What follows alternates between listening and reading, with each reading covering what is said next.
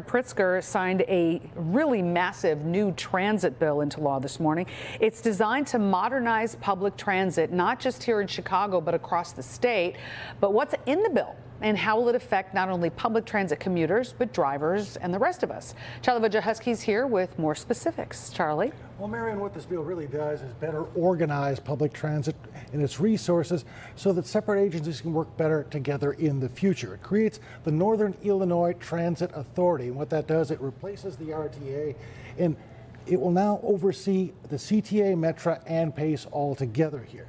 Now, NITA has expanded coverage. In the future, it'll make decisions about who gets how much funding and when it comes to that state funding. And there will be more of that state funding from Illinois, about $1.5 billion in new annual revenue that should avert service cuts and fare hikes next year and beyond. They'll also have plans to unify fares on almost all of the major Chicago area transit services, calling it the one network, one timetable, one ticket approach.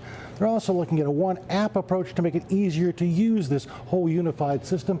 This all kicks in around June of next year. That is when the bill itself takes effect. And you mentioned $1.5 billion in funding. Where's that money coming from? Everybody's talking a lot of money. Where are these dollars coming from? You and me, if we drive. The state motor fuel tax is going to pay a big part of this. A chunk of that, about $860 million, is going to come just from that. They're going to redirect that funding to transit instead of road building, in hopes of rebuilding the transportation system here. More taxes could come in the form of a sales tax for Cook County and the Collier counties. They're also talking about toll increases on the highways, about 45 cents there. That has to really be decided by the Illinois Toll Highway Authority. They are an independent agency. They can't be told what to do by the legislature.